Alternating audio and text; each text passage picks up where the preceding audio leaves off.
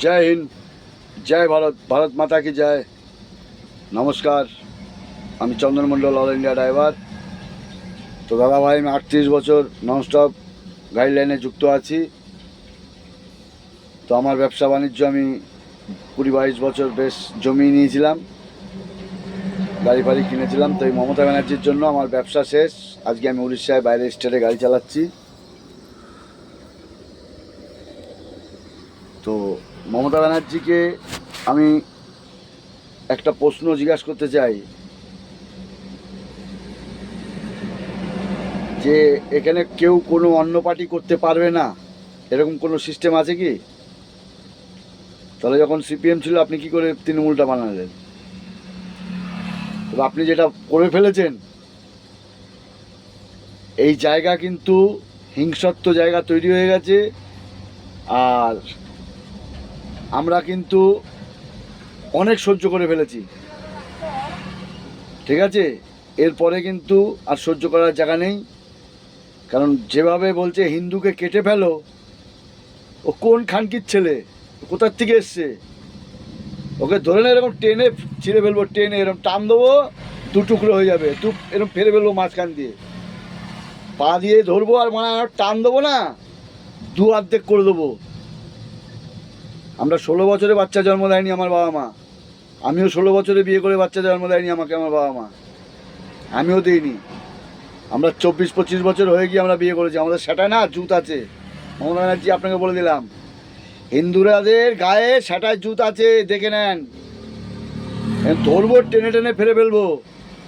অন্যায় সইতে সইতে সিপিএমের থেকে সয়েছি, যে যাক পার্টি চেঞ্জ হলে হবে, হতে হতে যাই হোক আমি কর্মের ভেতরে ছিলাম। আবার দেখছি টিএমসিতে সেম কেস, অতিরিক্ত হয়ে যাচ্ছে। রাজনীতি করছেন, রাজনীতি করেন, যাতে স্টেটের বদনাম হচ্ছে। কোনো বাইরের স্টেটে গিয়ে আমরা মুখ দেখাতে পারছি না। এইসব রোহিঙ্গা বাংলাদেশি খানকির ছেলেদের জন্য আমাদের কিন্তু ডিস্টার্ব হচ্ছে। প্রশাসন কোনো ব্যবস্থা নিচ্ছে না, প্রশাসন ব্যর্থ করে রেখেছেন, আপনি নিকম্মা করে রেখেছেন। আপনাকে হুঁশিয়ার করলাম। আর যারা প্রশাসন হিন্দুদের গায়ে হাত তুলছেন, শ্যামসুন্দরী মায়ের মন্দিরে হিন্দুদের লাঠিপিটা করলেন, মুর্শিদাবাদে বেলডাঙায় করেননি কিন্তু, এগুলো কিন্তু ভিডিও হয়ে আছে। তো প্রত্যেকটা হিন্দুকে বলবো, দাদা ভাই রেডি হয়ে যাও, কিচ্ছু করার নেই। আগে ধর্ম, তারপরে যা হবে হবে। দেশ আর ধর্ম রক্ষায় আমরা জন্মিয়েছি। আমরা বাল ছিঁড়তে খাবো, খাটবো, বউ নিয়ে শোবো আর বাচ্চা পয়দা করবো, তার জন্য না। তার পেছনে কাজ আছে। প্রথম কাজ হচ্ছে দেশ রক্ষা করতে হবে, ধর্ম রক্ষা করতে হবে। খালি কামিয়ে নিয়ে ঢুকে যাবো গানের তলে, ওই টেনশন করে লাভ নেই। বুক চিতিয়ে লড়তে হবে, প্রত্যেকটা সনাতনীকে বলছি। কারণ বাংলাদেশি আর রোহিঙ্গা বেঙ্গলে যা শুরু করেছে, এটা সহ্য করার মতো না।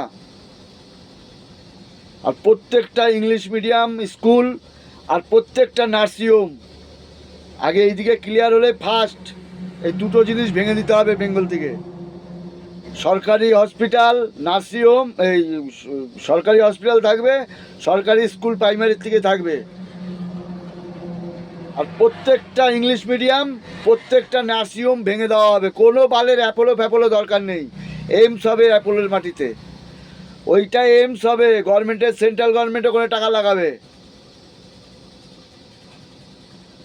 সিধা হয়ে যাও। আর প্রত্যেকটা আমাদের কর্মকার ভাই যারা কাজ করছো, তাদেরকে বলবো 6 ফুট 7 ফুটের করে তোমরা ত্রিশূল বানাও, বানিয়ে দোকানে ঝুলিয়ে রেখো, বিক্রি করো। আর প্রত্যেকটা হিন্দু সনাতনীকে বলবো সবার ঘরে ত্রিশূল নিয়ে আসো।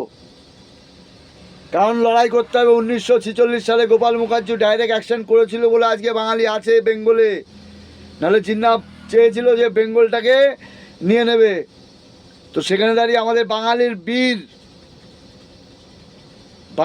বীর শ্যামাপ্রসাদ মুখার্জি,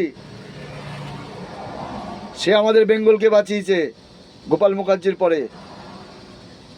গোপাল মুখার্জি ডাইরেক্ট অ্যাকশন করেছে, শ্যামাপ্রসাদ মুখার্জি আমাদের বেঙ্গলে বাঙালিকে বাঁচিয়েছে।